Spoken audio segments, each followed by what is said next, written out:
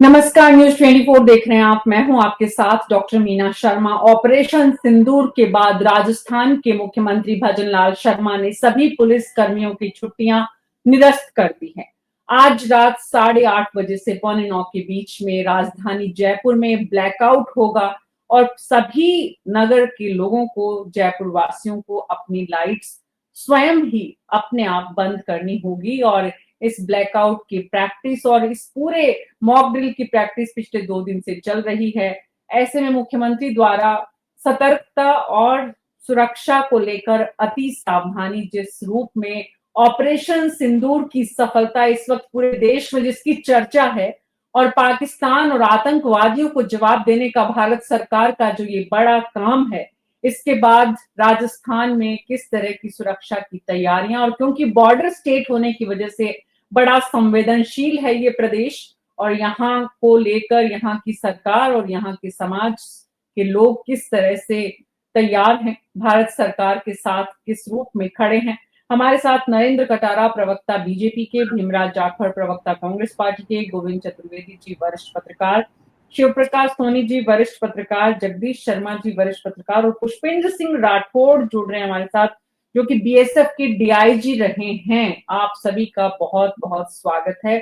नरेंद्र कटारा जी, प्रवक्ता बीजेपी के, इस वक्त प्रदेश में ऑपरेशन सिंदूर के बाद बॉर्डर पर हालात के बारे में सरकार से जानकारी किस तरह की आ रही है? क्या क्या राजस्थान सरकार इस वक्त चौकस होकर अपने आप को मजबूत करने के लिए और क्या प्रयास कर रही है?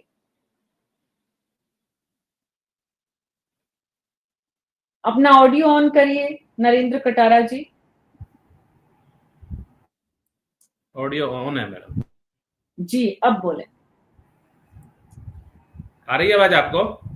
हाँ जी, हाँ जी, हाँ जी। हाँ। यशस्वी प्रधानमंत्री श्री नरेंद्र मोदी जी के नेतृत्व में राजस्थान के माननीय मुख्यमंत्री भजनलाल शर्मा जी कंधे से कंधा लगाकर भारत की सेना के साथ खड़े हैं और राजस्थान में आदरणीय मुख्यमंत्री जी ने सभी उच्च अधिकारियों के साथ मीटिंग ले ली है और सारी चाक चौबंद व्यवस्था के बारे में जानकारी ले ली है, क्योंकि पाकिस्तान से सबसे, मैं मानूं, सबसे अधिक सीमा राजस्थान की लगती है और राजस्थान बहुत ही निकटवर्ती प्रदेश पाकिस्तान के पास है। इसलिए आदरणीय मुख्यमंत्री जी, गृह मंत्री जी से बात हुई, इनसे संवाद हो, उसके बाद में जो भी चाक चौबंद व्यवस्था है अपने मिलिट्री फोर्सेस के साथ, अपने आईएएस अधिकारियों के साथ, वरिष्ठ अधिकारियों के साथ बिल्कुल वार्तालाप करके और व्यवस्था कर ली गई है कि किसी प्रकार की अनहोनी हताहत हमारे नागरिक की ना हो, हम मुंहतोड़ जवाब पाकिस्तान का दे सके और हमारे किसी नागरिक को नुकसान ना हो, इस प्रकार की व्यवस्था की गई है।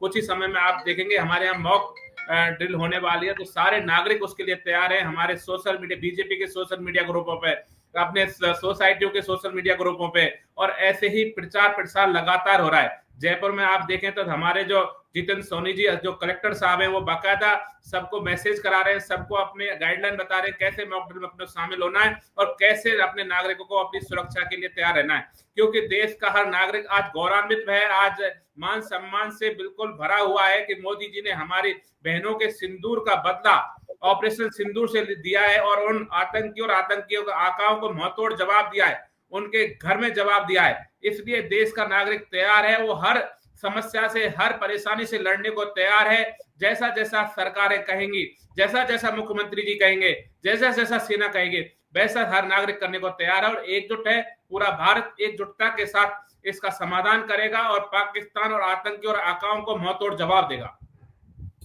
नरेंद्र कटारा जी, पार्टी में जब आपकी बात की प्रवक्ताओं से, नेताओं से बात होती है, सरकार में आपकी कुछ लोगों से चर्चा होती है, सवाल ये कि ऑपरेशन सिंदूर को लेकर किस तरह की प्रतिक्रियाएं सुनने को मिल रही हैं संगठन में, क्योंकि किसी को भी इस तरह की जानकारी पहले होती नहीं है, और जब पता चलता है, सुबह उठते हैं तो कि रात 2 बजे इस तरह की कार्रवाई हुई है।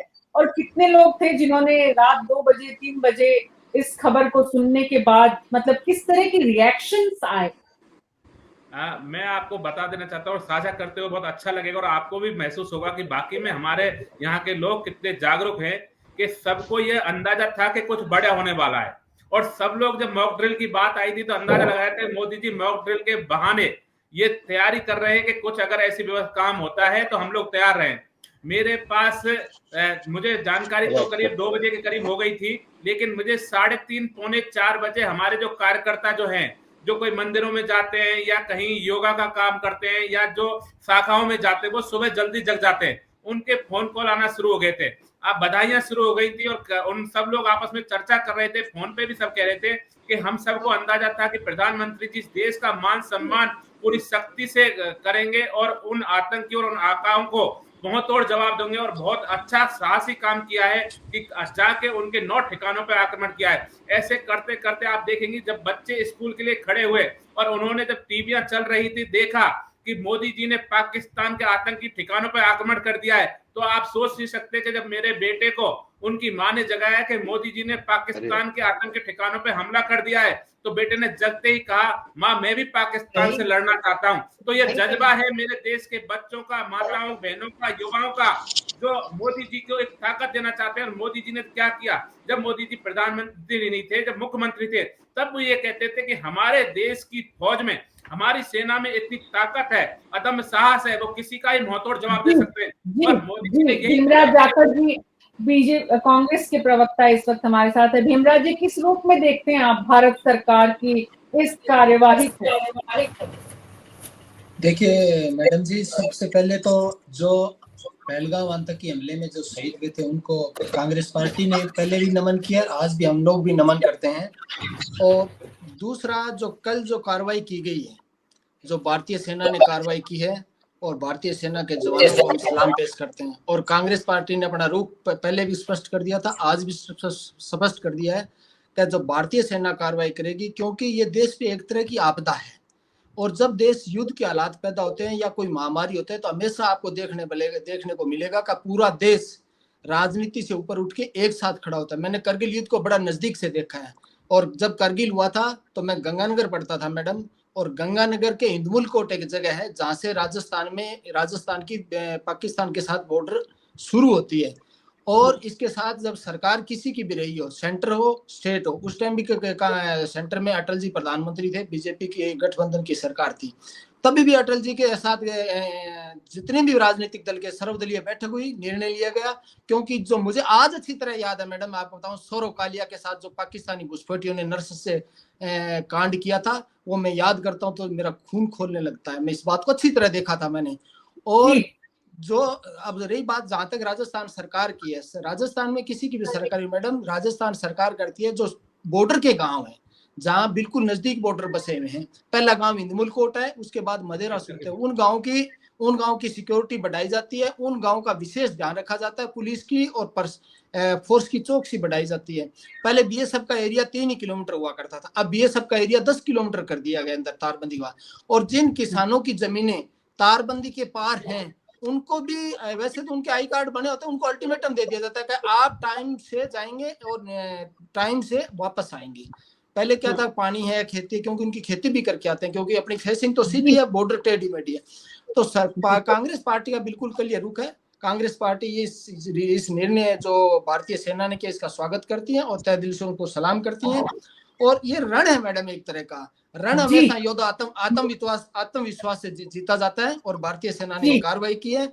और यही कारगिल के अंदर तो मैंने तो नजदीकी से देखा था, और उनके जो आतंकी ठिकाने थे जहां से इनको ट्रेनिंग दी जाती थी, ये जो भारतीय सेना का या आईबी का जो इंटेलिजेंस के अपने लोग थे, उनको भी अपने को धन्यवाद देना चाहिए, जो पाकिस्तान में जाकर और समय समय पर जाकर इनकी पूरी इनपुट लाते हैं, ताकि क्या है, जो इनके ठिकाने उनको टारगेट करके किया जाए। भारतीय आर्मी ने क्या किया है कि उनके 9 ठिकाने थे, उनको इलाज किया है, वो ठिकाने इस तरह तोड़ेंगे तो उनका पक्का इलाज हो जाएगा, और मैडम वो दोबारा इस तरह की कायराना हरकत दोबारा नहीं कर पाएंगे। और जब युद्ध हुआ था पहले, जब भारत के किसानों ने वाकई में कितना एक सेकंड मैडम, जब कारगिल का युद्ध हुआ था, तो भारत के जवानों ने, किसानों ने, गांव के लोगों ने, सबने बंकरों पे मिट्टी के कट्टे भरने, फौज को राशन पहुंचाने में फौज अपने साधन दिए थे, और राशन था, और जैसे खेतों से गेहूं है, कोई चावल है, जो फसलें थी जो फौज के काम है वो दिए, और अपने साधन दिए। जितनी मदद हुई, मिट्टी के कट्टे भर के बंकर बनाने में जितना होता था,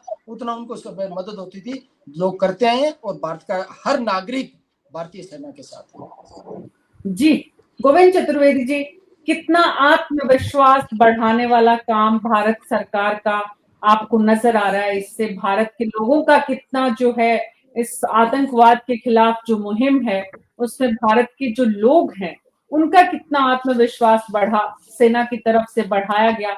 इस कार्रवाई को ओवरऑल आप किस तरह से देखते हैं? नहीं मीना जी, बिल्कुल जो और सारे साथी कह रहे हैं, मैंने जितना भी सुना है उनको मैं बिल्कुल सहमत हूं कि बहुत सही कदम है, ये सब होना ही चाहिए था और निश्चित तौर पर ये एक सेल्फ कॉन्फिडेंस क्रिएट करेगा, करने में मददगार बनेगा। बल हमारा मतलब जहां तक सेना की बात है, सेना को लेकर के भारत का एक एक आदमी आश्वस्त है कि हमारी सेना किसी भी विषम से विषम परिस्थिति से पार पाने में सक्षम है और ये मौका नहीं है और दूसरी बातों का, लेकिन निश्चित तौर पे ये आत्मबल को बढ़ाने वाला है। अब इसके फॉलो अप में कुछ चीजें होनी चाहिए, वो आगे जो अगर चर्चा जब आएगी और संदर्भ होगा तो मैं बात करूंगा। जी, क्या कुछ गोविंद चतुर्वेदी जी, क्योंकि अब तो सवाल यही है, आगे क्या? नहीं, आगे क्या के लिए देखिए, बहुत साफ तौर पर मैं अपनी बात कहता हूं कि जो पहले पहले भी हमने की है कि हमने पहले बालाकोट सर्जिकल स्ट्राइक की, उसके बाद फिर ये परिस्थिति बनी। हम जानते हैं पाकिस्तान आदतन अपराधी की तरह, आदतन अपराधी है वो ये सब गतिविधि करता रहता है, करता रहेगा। पता नहीं इस बात को सैन्य विशेषज्ञ देखेंगे अपने नजरिए से, सेना देखेगी, लेकिन मेरा मानना यह है कि सरकार ने जो परमिशन बाद में दी, ये राजनीतिक फैसले होते हैं, इसमें कोई दो राय नहीं है, लेकिन बहुत सी चीजें सेना के जिम्मे छोड़ी जानी चाहिए। तो वो अगर सेना के जिम्मे लगातार छोड़ी जाएं, कंटिन्यूटी में हो कि भाई सेना बॉर्डर पर जो एक्शन लेना है वो सूचित करे सरकार को, जितनी परमिशन जरूरत हो उतनी ले, लेकिन इस तरह के सेंटर्स आज भी तो हम घुस के या बाहर से हमने किया, जो भी एक्शन आज किया हमने या बालाकोट वाला किया, तो हम ये सूरत बनने ही नहीं दें। हमको नजर आए, सेना के पास इनपुट आए इंटेलिजेंस का और उस इनपुट के बेसिस पर तुरंत, मतलब ये जमावड़ा जमना ही नहीं चाहिए, हम हाथों हाथ करते रहे। नंबर एक। नंबर दो, जी आप कह रही हैं कुछ? नंबर दो मेरा कहना यह है कि मेरा कहना यह है कि बॉर्डर को पूरी तरह सील किया जाना चाहिए, सीज किया जाना चाहिए। जी। उसमें कहां क्यों कमी है, दिक्कतें होती हैं, प्राकृतिक विपरीत परिस्थिति प्राकृतिक तौर पर भी होती हैं और दूसरे कारण भी होते हैं, नदी भी है, पानी भी है, पहाड़ भी है, सब होते हैं, लेकिन उसके बावजूद ये हमारा जिम्मा है, सरकारों का जिम्मा है। मैं आज की या कल की बात नहीं कर रहा हूं, लेकिन ये कंटिन्यूटी में होना चाहिए कि हमारे बॉर्डर से कोई घुस न पाए। घुस गया कोई, 15 दिन बैठा है, 15 दिन में हम नहीं पकड़ पाए, ये सब चीजें अलग है। लेकिन अभी एक शब्द में बहुत अच्छा फैसला है, बहुत अच्छी कार्रवाई है सेना की, सरकार की, और इससे निश्चित तौर पे मनोबल बढ़ेगा। हिंदुस्तान का मनोबल बढ़ेगा तो निश्चित ही पाकिस्तान के मनोबल में गिरावट आएगी, और क्योंकि जिस तरह की हरकत पाकिस्तान समर्थित आतंकवादियों की तरफ से जो की गई है, तो निश्चित ही सोचने की जरूरत है। अंतर्राष्ट्रीय परिप्रेक्ष्य में भी, वैश्विक रूप से भी देखें तो हिंदुस्तान के समर्थन में बहुत बड़ी ताकतें जो है वो हैं, लेकिन पाकिस्तान का समर्थन करने वाले लोग भी हैं। शिव प्रकाश सोनी जी, मैं आपके पास आ रही हूँ, उसके बाद जगदीश जी आपके पास आऊंगी। शिव जी, इस वक्त बॉर्डर पर किस किस तरह की तैयारियां राजस्थान सरकार और भारत सरकार की तरफ से आप देख पा रहे हैं, और जो बॉर्डर वाले इलाके हैं उनमें जो आम आदमी हैं उनकी किस किस तरह की चिंताएं हैं? जो कुछ कल रात को हुआ ऑपरेशन सिंदूर के साथ, उससे किस तरह का असर हम देख रहे हैं बॉर्डर जिलों पर?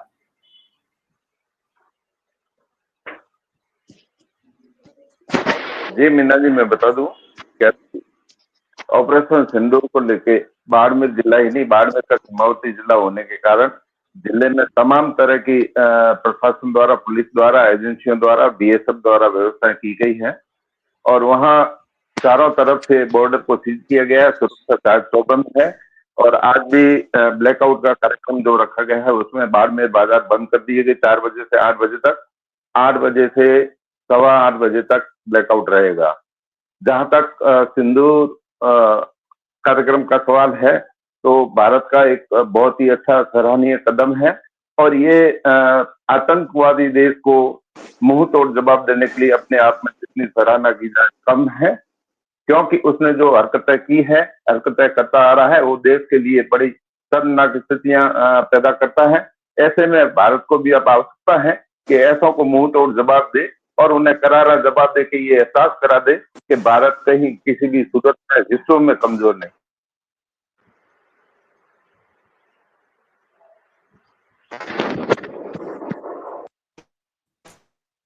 जगदीश शर्मा जी, एक तरफ राजस्थान सहित पूरे देश की तैयारियां हैं, खास करके सीमावर्ती जिलों में, जिसका यहाँ पर शिवचरण जी ने जिक्र किया, शिव प्रकाश सोनी जी ने विस्तार से बताया। पूरे देश में इस वक्त एक ही चर्चा हो रही है कि ऑपरेशन सिंदूर एक बहुत बड़ी भारत सरकार की सफलता है और जितनी इसके लिए सरकार को और सेना को बधाई दी जाए कम है।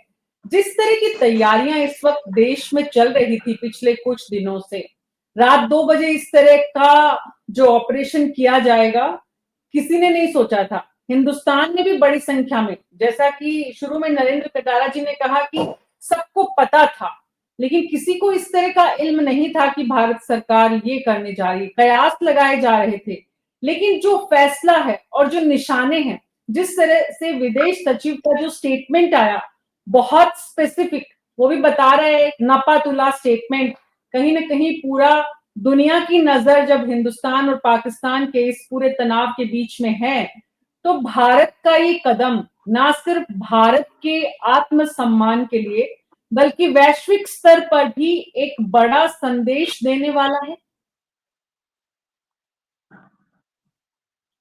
जगदीश जी का इंटरनेट में कुछ परेशानी आ रही है। गोविंद जी, ये सवाल आप इसका जवाब देंगे प्लीज।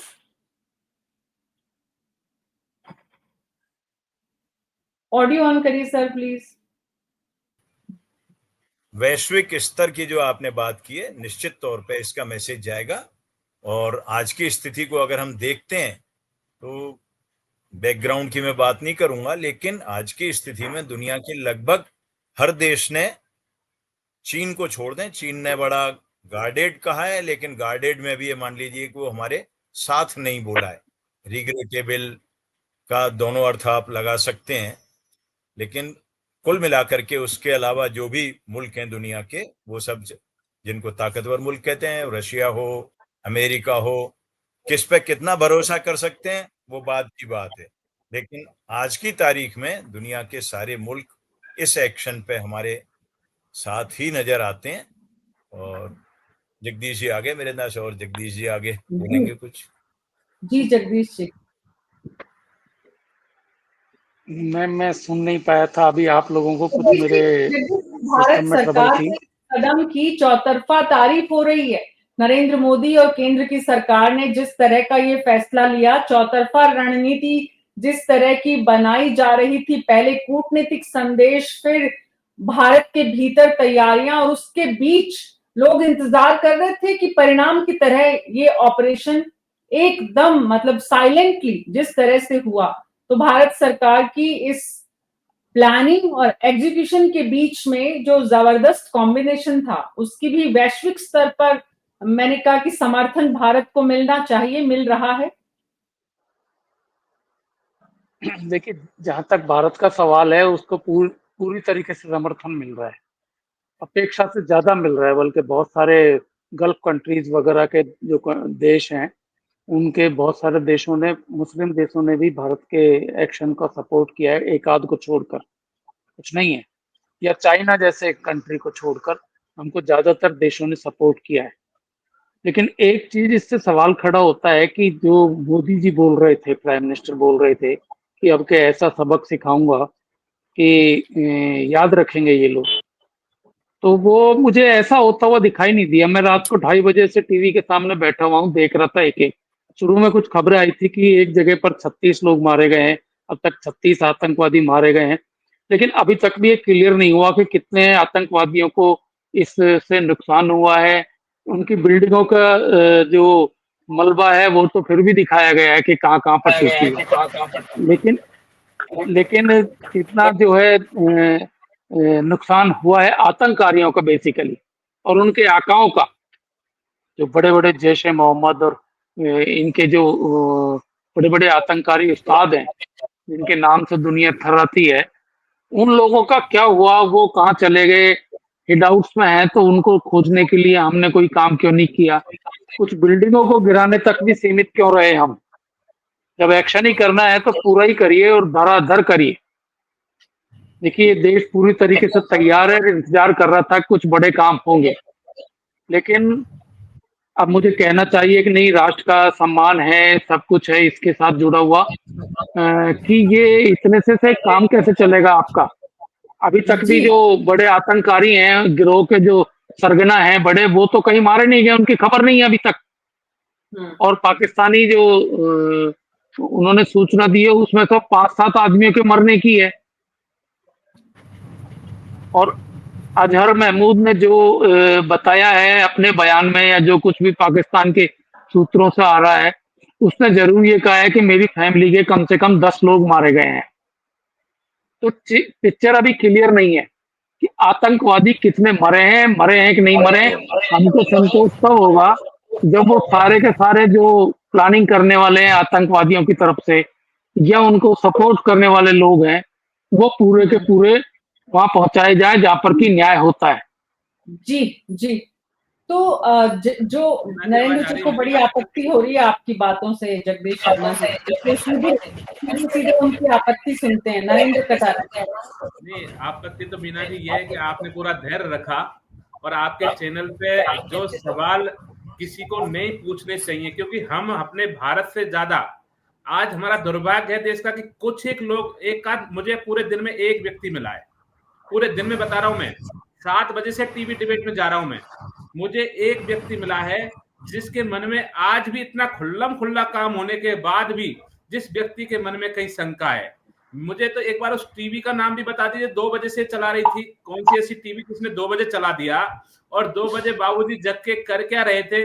दूसरी चीज है, मैं कहीं सेना में है, कर्नल हैं, कहाँ पे हैं, मेरा कहने का मतलब जब हमारे सैनिक वहां गए हैं, सारे वीडियो हमारे पास आ रहे हैं, इतना वहां पे बिंदस्तकारी पूरा बम वहां पे फूटे हैं, मिसाइलें फूटी हैं, खुद वहां पे शहीद कह रहा है 14 तो मेरे परिवार के लोग मरे हैं।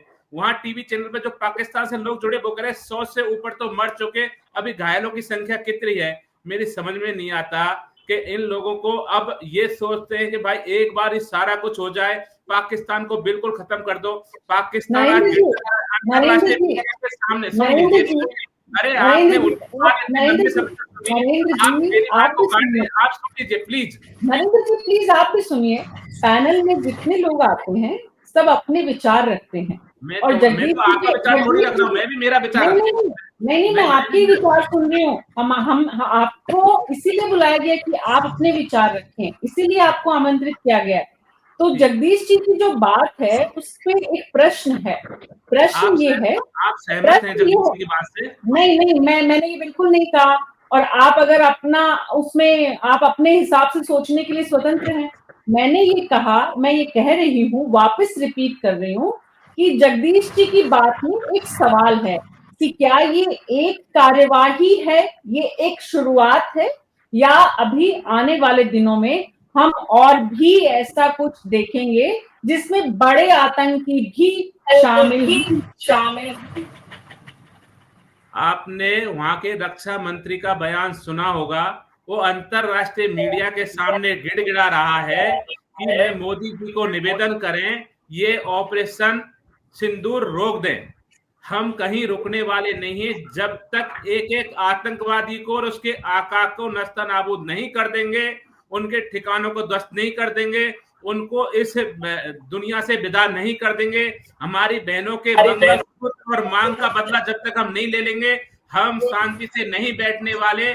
आपने जो सवाल किया है वो अच्छा सवाल है, ये अभी शुरुआत है। हमारा पूरी दुनिया में मोदी जी को समर्थन मिल रहा है, देश में मिल रहा है, इसीलिए मिल रहा है कि हमारे देश का हर एक नागरिक सुरक्षित रहे और हमारे देश के नागरिक की तरफ कोई आंख उठा के ना देखे किसी दूसरे, आप देखो अब जब पाकिस्तान अमेरिका पे हमला हुआ था तो अमेरिका ने एक ठिकाने पे हमला किया, हमने 9 पे किए हैं, यहाँ पे 9 ठिकानों पे हमले किए। अब उनका क्वेश्चन ये था, आप जो वो पूछ रहे थे, उनका क्वेश्चन ये था कि मरे के नहीं मरे, कितने मरे, तो इनको अब के बाबूजी को तैयार कर दो, अपन हवाई जहाज में बैठ के वहां भेज देंगे जहां हम डालेंगे। आप व्यवस्था करिए नरेंद्र जी हवाई जहाज की, ऐसे लोगों पे जो हमारी सेना में आज में भी सवाल उठाते हैं और अपने समय में भी नरेंद्र जी सवालों से मुझे बाकी में बहुत शर्म आती है ऐसे लोगों पे। नरेंद्र जी शर्म नहीं आनी चाहिए, सवालों के जवाब देने वो बोल रही हो तो मैं इनका जवाब दूं चाहिए। नहीं मीना जी, अगर जगदीश जी मीना जी अगर इजाजत दें तो मैं जरा बात क्लियर करूं, इनके समझ में आएगी नहीं ये बात, ये भावनात्मक तरीके से बोल रहे हैं, मैं फैक्ट के हिसाब से बोल रहा हूँ। आप इतनी उम्र में होकर ऐसी बातें करते हैं, आप पाकिस्तान वालों की बात मान रहे हैं, भारत वालों की बात आपकी समझ में नहीं आती, तो मेरी समझ में, मैं आपकी बात समझने के लिए बिल्कुल तैयार नहीं हूँ। नरेंद्र कटारा जी, मैं आपकी बात समझने के लिए बिल्कुल तैयार नहीं हूँ। जब आपकी समझ में बात नहीं आ रही, भारत वाले यहाँ की सेना की बात समझ में नहीं आ रही, यहाँ के प्रधानमंत्री की बात समझ में नहीं आ रही, यहाँ के विपक्ष की बात आपकी समझ में नहीं आ रही, तो मुझे आपकी बात समझने की कोई जरूरत नहीं है बिल्कुल भी। नरेंद्र कटारा जी, सत्ता में है आप और सत्ता का काम होता है सुनना, सत्ता का काम होता है पाकिस्तान की नहीं सुनना, सत्ता का काम अपने लोगों की और विभिन्न विचारों का समावेश सकता है। अपने लोग ऐसी बात नरेंद्र कटारा जी, एक तो शब्दों की गरिमा और मर्यादा बनाए रखिए, दूसरा थोड़ा धैर्य आप भी रखिए, थोड़ा दूसरा धैर्य रखिए। आपने नहीं टोका। मीना जी मुझे बोलने दीजिए एक बात। मेरा काम नरेंद्र जी, आप सभी की बातों पर आप आपत्ति करेंगे। गोविंद जी बैठे उन्होंने कितनी बात कही, यहाँ तक की बात बता दो, आगे जब होगा तो देखा जाएगा। ये सेंसिटिव मैटर होते हैं, सीमाओं के मैटर होते हैं। उन्होंने कितनी अच्छी बात कही कि इस विषय पे आगे कुछ होगा, क्या होगा देखने की बात है। अपन सोचेंगे, हर आदमी सोचता है कि अपने को निर्णय कैसे लेने, अंतरराष्ट्रीय निर्णय है मैं सहमत हूँ, मान सम्मान करता हूँ, लेकिन कोई ऐसे हमारी सेना पे उंगली उठाए बिना सोचे समझे, मैं उससे कतई सहमत नहीं। नरेंद्र जी आपको पहले ये समझना होगा कि आप सत्तारूढ़ दल के प्रवक्ता हैं, आपको सुनना ज्यादा चाहिए ताकि आप सत्ता का बेहतर संचालन कर सकें। आप प्लीज, अब आप सुनिए, आप काफी देर बोलिए, अब आप सुनिए। बेहतर सत्ता का संचालन करने के लिए सामूहिक विचारों को सुनना जरूरी है। अब आप पहले भीमराज जी को सुनेंगे, जगदीश जी मैं उनके बाद आपके पास आऊंगी, और नरेंद्र जी आप बीच में नहीं बोलेंगे, प्लीज भीमराज जी। मैडम, इसके अंदर क्या है कि आर्मी अपना काम कर रही है और आर्मी के साथ आर्मी का इंटेलिजेंस है, उसका बहुत बड़ा रोल है, क्योंकि आर्मी का इंटेलिजेंस इनपुट देता है कि इस जगह इनके ठिकाने हैं। वो सब कुछ दांव पे लगा के पाकिस्तान में जाके और इनके एक डाटा लेके आते हैं कि इस गई इसका ठिकाना है, इस गई इसका ठिकाना है। वो लोग इतना अपना जान दांव पे लगा के और वहां जाके डाटा लेके आते हैं। आर्मी ने अपनी कार्रवाई की, डाटा लाकी इंटेलिजेंस का पहले भी था, पर वो पूरी कंफर्म करके देखते हैं ताकि जो इसके क्रूरता करने वाले लोग आतंकवादी, उनका परमानेंट इलाज किया जा सके। और ये चीजें पहले भी थी और ये काम इंटेलिजेंस ने कारगिल के टाइम भी किया, समय पर करती भी आ रही है। दाऊद इब्राहिम को ढूंढा, दाऊद इब्राहिम का भी इंटेलिजेंस डाटा लेके आई थी और इंटेलिजेंस ये काम करती है तभी जाके। और इसका ओसामा बिन लादेन को भी पाकिस्तान में ऐसे ही ढूंढा था इंटेलिजेंस ने। 2 डॉक्टर बनके जो गए थे, एक महिला और लेडीज, वो उनके खून का सैंपल तक लेके आए थे, लाके डॉक्टर फिर डीएनए चेक किए थे। फिर लादेन को मारा तो भी लादेन के 2 डीएनए के सैंपल गए थे। 2 हेलीकॉप्टर अलग लगे के बोलिए हेलीकॉप्टर क्रैश हो जाए तो कहीं डीएनए मैच नहीं हो, कोई दिक्कत नहीं हो जाए। तो आर्मी की विंग बहुत बड़े लेवल पे काम करती है मैडम करके। और देश के जो लोग हैं, चाहे किसी भी राजनीतिक दल हो, डॉक्टर हो, टीचर हो, कवि हो, कवि अपनी कविताओं के माध्यम से जनता का हौसला, सैनिकों का हौसला बढ़ाते हैं, समाचार पत्र अपनी भूमिका निभाते हैं, जवान किसान अपना रोल निभाते हैं। तो कंधे से कंधा मिलाकर नागरिक इनके साथ खड़ा है। और पहले भी जहां भी जैसे महामारी आई हो, युद्ध आयो, तब भी खड़ा रहा। 71 का देख लीजिए, 65 का देख लीजिए, कारगिल देख लीजिए, तभी कोरोना काल में भी अपने देखा है, सब एक साथ खड़े होकर काम कर रहे थे, सब लोग अपना रोल निभा रहे थे। कोई खाना, कोई दवाई, कोई गाड़ियां दे रहा था, कोई कैसे काम कर, सबने काम किया। हिंदुस्तान का एक रोल है कि जब जब देश में इस तरह की आपदा आई है, हिंदुस्तानी एक साथ खड़े। और कांग्रेस पार्टी ने आज भी की मीटिंग में क्लियर कर दिया कि हम सरकार के साथ है इस विषय को लेकर, ये कोई राजनीतिक मसला नहीं है।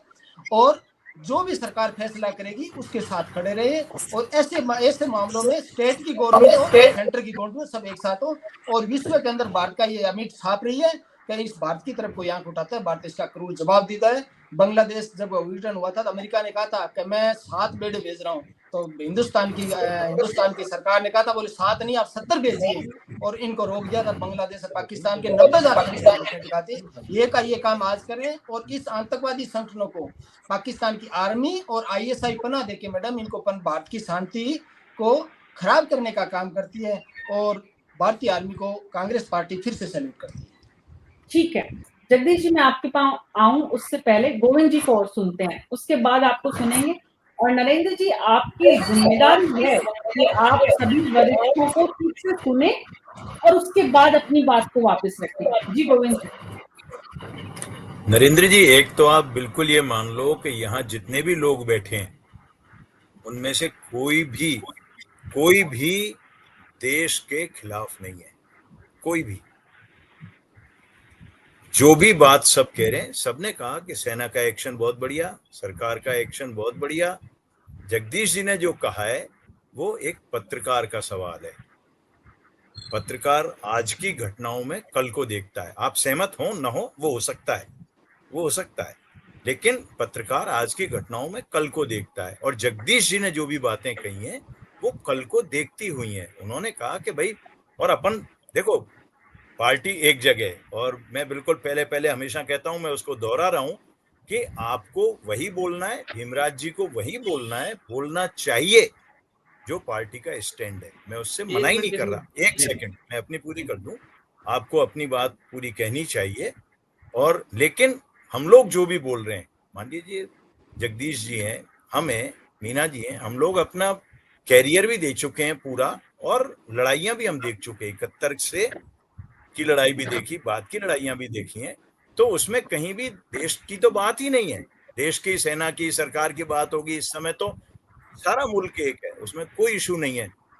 जगदीश जी ने खुद ने कहा कि पूरे सारी विश्व तारीफ कर रहा है आज हमारे एक्शन की। उन्होंने कहा चाइना के लिए, मैंने भी कहा कि उसके इफेंट बट से रिग्रेटेबल शब्द में उन्होंने भी कहा, लेकिन उसको बहुत टची होने से नहीं, चीजों को, आपका भी बहुत लंबा कैरियर है, मेरे को सलाह देने का कोई हक नहीं है, लेकिन बहुत लंबा पॉलिटिकल कैरियर आप दोनों साथी जो बैठे हैं पार्टियों के, उनका होगा, तो उनको उस हिसाब से अपनी थोड़ी सहन करने की, सुनने की, जो मीना जी बार बार कह रही है वो बढ़ानी चाहिए। देश के इशू पे सब एक हैं, लेकिन हमारे इनपुट जो आते हैं, हम तकलीफ को बढ़ाएं ही क्यों।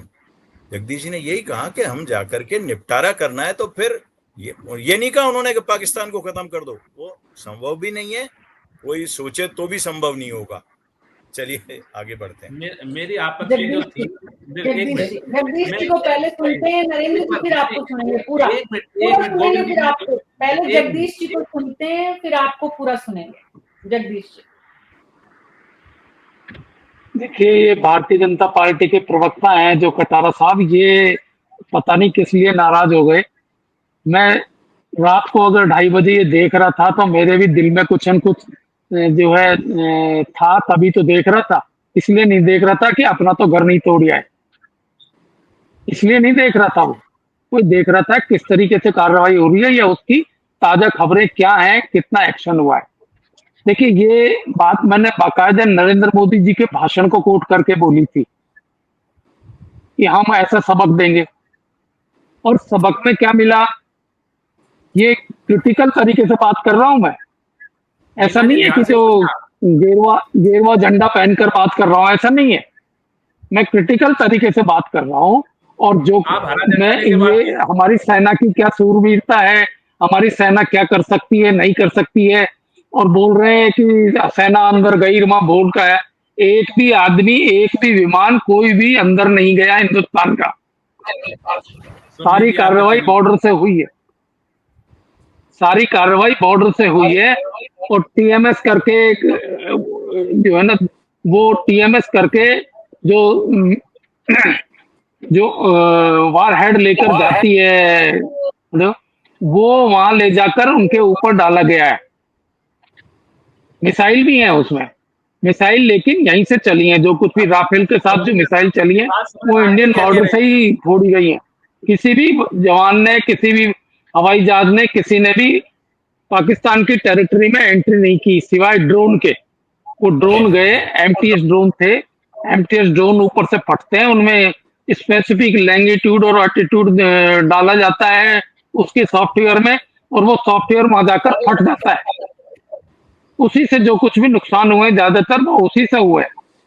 24 जगह पर अटैक हुआ था, 24 स्ट्राइक्स हुई थी 9 जगह पर। तो मैं सब चीजें मानने के लिए तैयार हूं, और मैं सेना की सूरवीरता पे कोई सवाल नहीं उठा रहा। हमारे सेना की सूरवीरता के सवाल तो जो है किताबों की किताबें लिखी गई है, इसके ऊपर हिस्ट्री भरी हुई है पूरी की पूरी इंडियन आर्मी के, इंडियन सेना के बारे में। लेकिन मैं ये कहना चाहता हूं कि कुछ बिल्डिंगों का ढेर करना ही आपकी उपलब्धि थी क्या? बताइए कौन सा बड़ा आतंककारी आपने मार दिया? पूरा हो गया वो मीना जी, तो बात या करें कितने आतंककारी मरे हैं ये पहले पता चले। मैडम अभी जी तक भी क्लियर नहीं है। हमारी सेना ने भी अपनी उसमें नहीं कहा ये बात। मैं कहता हूं भाई सब चीजें ठीक है, लेकिन और हम सपोर्ट करते हैं प्राइम मिनिस्टर के इस जो एक्टिविटी थी इसको पूरा सपोर्ट करते हैं, इंडियन आर्मी को पूरा सपोर्ट करते हैं, और वो बढ़िया काम कर रहे हैं। अब आगे की कोई प्लानिंग होगी कि और भी उनको फोड़ना है या जगह जगह जाकर, जैसे कि पाकिस्तान में बहुत सारी जगह पर हमारे आरओडब्ल्यू वालों ने ये काम किया था। बहुत सारे आपके जो वांटेड एक्सट्रीमिस्ट थे उनको कोई अननोन आदमी गोली से मार रहा था। ऐसे 13 लोग मारे गए हैं अब तक। तो ये सारी तरीके की कार्रवाई होती है। ये सारा जो ऐड किया गया है ये आरओडब्ल्यू की ओर से किया गया है, और आरओडब्ल्यू ही इसको मॉनिटर कर रहा है इंटेलिजेंस के तौर पर। अब आप सुन लीजिए नरेंद्र, आप सुन लीजिए, मेरे धैर्य की परीक्षा मत लीजिए। हमारे कर्नल ने, मैडम ने, दोनों मैडमों ने प्रेस कॉन्फ्रेंस किए, प्रेस ब्रीफ किए। नरेंद्र कटारा उसी पे विश्वास करता है, उसी को समझता है और उसी भाषा को बोलता है। और हर भारत के नागरिक का ये कर्तव्य है कि जो हमारी फौज ने जो प्रेस ब्रीफ दी है उसी पे चर्चा करे, उसी की बात करे। कौन सी टीवी ऐसी है भारत की जो चला रही है वहां कोई आदमी नहीं मरा? कौन सी ऐसी टीवी चैनल का नाम बताइए जिसने चलाया कि वहां केवल बिल्डिंगों के मैं आपसे पूछ रहा हूँ ना, आप बताइए कितने मरे हैं, कौन कौन महत्वपूर्ण टेररिस्ट मरा है, अगर आप ऐसी बात कर रहे हैं तो। मेरे भारत का करना नहीं चाहिए या करना चाहिए या क्या होना चाहिए, ये तो मैं आपसे ज्यादा जानता हूँ। लाशों का ढेर वहां पे कर दिया। आप सुन लीजिए, क्योंकि आपके दिमाग में बात इसलिए नहीं बैठेगी क्योंकि आप सोशल मीडिया पर पाकिस्तान से जुड़े हुए। कोई भारत का टीवी ये नहीं चला रहा कि वहां आतंकवादी नहीं मरे हैं, वहां पे हताहत लोग नहीं हुए हैं, वहां बिल्डिंग भी टूटी है, वहां पे लोग भी मरे हैं, आतंकवादी मरे हैं, और एक एक परिवार के, आतंकवादी परिवार के 14 लोग मरे हैं, ये उन्होंने स्वीकार किया है। इसलिए प्लीज आपसे कहता हूं कि ऐसे चैनलों पर आके समय बर्बाद मत कीजिए। और मैं तो आपने कहा मेरा समय तो बिल्कुल बर्बाद मत कीजिए। ऐसे अस्तरहीन बयान ये दे रहे हैं। मीना जी, मैं आगे की बातचीत के लिए कर रहा था। ये जो देशभक्ति की देशभक्ति दिखाते रहते हैं ना, इसमें मैं नहीं पढ़ना चाहता। क्योंकि देशभक्ति से कुछ नहीं होता है। वो मैं बात कर रहा हूं, ये जो वो लोग हैं जो कि बाहर दो गार्ड अगर खड़े हो आर्मी के, तो उनको एक गिलास पानी नहीं पिलाएंगे जब जरूरत पड़ेगी तो, लेकिन जबान खूब चलाएंगे। ऐसे तथ्यहीन और बिल्कुल आधारहीन बातों के लिए आप समय पर, इससे क्या है, जनता का और सैनिकों का मनोबल टूटता है, जनता में घूमर तैयार होती है। एक आपको, अरे इतनी सी बातचीत से सैनिकों का मनोबल टूटता है क्या? किसने कह दिया आपको? सैनिक है वो क्या है? बातों को आगे ऐसे कोई सैनिकों का मनोबल टूटता है क्या? इनका कोई मतलब, मैं तो कह रहा हूँ इतनी सी बात से सैनिकों का मनोबल टूट गया तो फिर सैनिक क्या हुआ? वो बताओ कौन सा टीवी चला रहा है, बताइए, आप नाम बताइए कौन सा टीवी चला रहा है कि वहां कोई नहीं मरा? नाम बताइए टीवी का। Madam 10 second. मैडम कार की बातें करते हो आप। Madam 10 second. बोलिए भीमराज जी, बोलिए मीना जी, मैं आगे की बात कर रहा था कि जब तक आतंककारी जो है प्रॉपर, उनके गुर्गे जो हैं, उनके जितने भी, वो तो हो सकता है मरे होंगे कुछ, लेकिन जो असली जो उनके खैर ख्वाह हैं, जो प्लानिंग करते हैं, जो फाइनेंस प्रोवाइड कराते हैं, जो हथियार प्रोवाइड करते हैं, वो कौन सा मर गया मुझे ये बता दीजिए। एक का नाम बता दीजिए किसी का भी। आप पहले तय कर लीजिए कि आपके पीछे की बात आपको आगे ध्यान रहती है नहीं रहती, वो तो एक बार सोच लीजिए आप कि आपने जो 2 मिनट पहले कहा वो आपको ध्यान है कि नहीं। आप उस चीज को तो कम से कम समझिए। एक बार तो कह रहे हो वहां पे कुछ भी नहीं हुआ, दूसरी बार कहते हो आगे क्या कार्रवाई होगी। अरे ये चीज आप मानो, कार्रवाई रुकनी नहीं चाहिए, कार्रवाई लगातार होनी चाहिए। जब तक वो घुटने पे ना जा जाए, जब तक वो ये ना कहते कि हम एक एक आतंकवादी को भारत को सौंपेंगे, हम वहां से अड्डों को खत्म करेंगे, हम भारत के खिलाफ कोई भी कार्रवाई नहीं होने देंगे, यहाँ आतंक को नहीं पलने देंगे, जब तक पाकिस्तान ना मान जाए, अपने घुटनों पर ना आ जाए, जब तक कार्रवाई नहीं रुकनी चाहिए। इस चीज के लिए हम सहमत हैं और ये बात के लिए हम साथ खड़े हैं। लेकिन कोई अगर ये कहे कि वहां केवल बिल्डिंगों को गिरा दिया गया, तो मैं बिल्कुल सहमत नहीं हूं, ऐसे व्यक्तियों की बात सुनने के लिए बिल्कुल तैयार नहीं हूं, क्योंकि आज पूरा पक्ष विपक्ष पूरी जनता देश आज प्रधानमंत्री और सेना के साथ खड़ी है, और सेना ने जो अदम साहस दिखाया है उस पर कोई उंगली उठाए, उस पर कोई बात करे कि वहां 2 आदमी भी नहीं मरे, तो ये बात बहुत गलत है और इससे बिल्कुल सहमत नहीं, और ऐसी बातों को बिल्कुल नहीं सुना जाना चाहिए। भीमराज जी। मैडम, एक तो मैं ये कह रहा था, अभी जगदीश जी कह रहे थे आगे की कार्रवाई, तो ये सेना का इंटेलिजेंस का मामला होता है, इसमें सेना किसी को शेयर नहीं करेगी, चाहे किसी की भी सरकार हो। और पॉलिटिक्स में जो वहाँ के जैसे कि प्रधानमंत्री या कुछ 1 या 2 लोगों को इन चीजों का पता होता है, बाकी किसी को भी नहीं, ये नहीं शेयर करती आर्मी। में आपको अभी भी क्लियर कर देता हूँ, किसी के आगे शेयर नहीं उड़ाई, कितना ही बड़ा लीडर हो, सिर्फ 1 या 2, इसके अलावा किसी को शेयर नहीं करती। नंबर 2 क्या मैडम, आर्मी के प्रति देश का जज्बा और जुनून हमेशा कायम रहे। मैंने मेरी आंखों से देखा, वालिया बताया, और मैं आपको आज कह रहा हूँ, करगिल याद आता है तो हॉस्पिटलों के बाहर लाइनें लग गई थी खून देने वाले युवाओं की उस टाइम। और मैं आज कह रहा हूँ, जंग आज शुरू कर दिया, आपको पता नहीं चलेगा, धन की कमी नहीं आने देगी। 62 का चाइना का युद्ध मुझे याद है, लोगों ने सोने से घरों का सोने का भंडार दे दिया था, और बड़े बड़े लीडरों ने खून दिया था, खुद के गले, महिलाओं ने खुद के गहने देके और हिंदुस्तान का खजाना भर दिया था। हिंदुस्तान की आर्मी और हिंदुस्तान के लोगों के अंदर मैडम जो देशभक्ति और भावना है, उसका कहीं हिंदुस्तान वर्ल्ड के अंदर तोड़ नहीं है। वर्ल्ड के अंदर ठीक अपने पास हथियार टॉप 1 या टॉप 2 नहीं होंगे, पर वो टॉप 1 की सेना भारतीय है और हर परिस्थिति में लड़ने को तैयार है।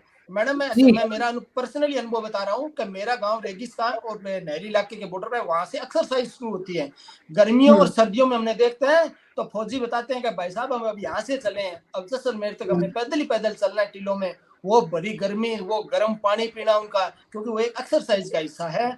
और वो पड़े रहते हैं और टैंकों में, सड़कों पे, खेतों में, नालों में, उनकी कैसे एक्सरसाइज होती है। ये एक एक्सरसाइज इंडियन आर्मी की है, जो Indian army world in top है और टॉप रहेगी। और मैं आपको आज कह रहा हूँ कि जगदीश जी, जो आगे का प्लान है आर्मी कभी शेयर नहीं करेगी। और आपने कहा था 9 ठिकानों पे गिरे हैं, तो ये 9 ठिकाने पे जिन पे गिराए गए हैं, ये जो इंटेलिजेंस अपनी वहां गए थे जो लोग, वो लैटिट्यूड और लॉन्गिट्यूड लेके आए हैं, और वो पॉइंट उनको बताया कि इस पॉइंट पे, तभी वो निशाने पे लगे। नहीं, मिसाइल इधर उधर तो करी नहीं, वो इधर उधर इसलिए नहीं गिरी कि अपनी इंटेलिजेंस मजबूत थी, उसने लैटिट्यूड और लॉन्गिट्यूड बिल्कुल क्लियर दिया कि यहाँ चेप दो। वहां आर्मी ने क्या किया, उसने बड़ा मैप और उसका इलाज कर दिया, और ये आज अपने को देखने को मिल रहा है। जी भीमराज जी और नरेंद्र जी, आप दोनों की उम्र से ज्यादा जगदीश जी की उम्र है, निश्चित ही उनका अनुभव भी, निश्चित ही उनका अनुभव बहुत ज्यादा है। मैडम, गोविंद जी की बातें कर रही हैं आप, मेरे को करो आप, मैं जाता हूँ, आप सुनो उनकी कहानी, और आप कहानी सुनते सुनते सो जाओ। मुझे देश के खिलाफ, सेना के खिलाफ एक लफ्ज नहीं सुनना। आपके चैनल पे बुलाओ तो ठीक, और नहीं बुलाओ तो ठीक, मैं और चैनल पे चला जाऊंगा, नहीं तो घर बैठ जाऊंगा। मुझे ऐसे लोगों के जो सेना पे आज भी सवाल उठा रहे हैं, हमारे कांग्रेस के प्रवक्ता साथ कह रहे हैं कि बाकायदा 9 ठिकानों पे 24 मिसाइलें जाएंगे, वो कह रहे हैं कोई लिक्विड भर के भेज दिया है। आपको हमें समझ में नहीं आती, आप इतने बड़े पत्रकार हो गए। नरेंद्र जी एक सेकंड मैडम प्लीज। नरेंद्र जी, वो इंटेलिजेंस ने, जो अपने इंटेलिजेंस के लोग जो आर्मी या फोर्स या किसी से गए हैं, उन्होंने लैटिट्यूड और लॉन्गिट्यूड बिल्कुल क्लियर दिया है, जिसमें मैडम कैसे लगेगी। अरे सर एक सेकंड रुको, सॉरी, मैं टेलीकॉम कॉन्ट्रैक्टर हूँ, और लैटिट्यूड लॉन्गिट्यूड इसलिए बार बार बोल रहा हूँ कि मैडम उसमें 3 फीट का एरिया आता है, 3 फीट है ना, उस पे वो जाके गिरी है, तब जाके उनका परमानेंट लिया जाए। तो मैं भारतीय आर्मी के साथ साथ जो इंटेलिजेंस है उसको भी सैल्यूट करते हैं, कांग्रेस पार्टी और कांग्रेस पार्टी आर्मी के बिल्कुल निश्चित रूप से। मैं जो आप दोनों को बात, आपको तो भीमराज जी कहने की जरूरत नहीं है, आप बहुत जी बोले। नरेंद्र जी एक चीज आप सुन लीजिए कि यहाँ बैठे हुए लोगों में, मैंने बीच में भी कहा था, फिर कह रहा हूँ, चाहे जगदीश जी हो, चाहे भीमराज जी हो, चाहे नरेंद्र कटारा हो, या मीना जी हो, या मैं हूँ, हम में से कोई भी न सरकार के खिलाफ है, न सेना के खिलाफ है। सेना के ऑपरेशन के लिए सेना ने जो काम किया उसके लिए तो यार जितनी तारीफ हमको करनी चाहिए, आज से नहीं, विपरीत परिस्थितियों में वो 62 में भी लड़ी, 65 में पाकिस्तान को ठोका, 71 में ठोका, बांग्लादेश बना दिया। कितने काम किए यार उस सेना ने, जिसको हम खराब कहते थे, उस बोफोर्स को उसने प्रूव किया कि वो बोफोर्स क्या है, उस सेना की अपनी को। लेकिन कुल मिला के एक लाइन में मैं ये कह रहा हूँ, वो ये कह रहे हैं, ये मानिए देश के खिलाफ आप चलो आप कह रहे हैं, तो आप मुझे एक बार पूछ लीजिए, उन्होंने जो कहा आप सहमत है? उन्होंने ये कहा कि कोई मिसाइलें नहीं दागी, केवल कोई लिक्विड भर के वहां रॉकेट उसमें छोड़ दिया, क्या नाम है, उड़ता हुआ। और सुनो मेरी बात सुनो है ना, उसके बाद में वहां आप दोबारा सुनिए नरेंद्र कटारा जी, आप ठीक से सुनिए। नरेंद्र जी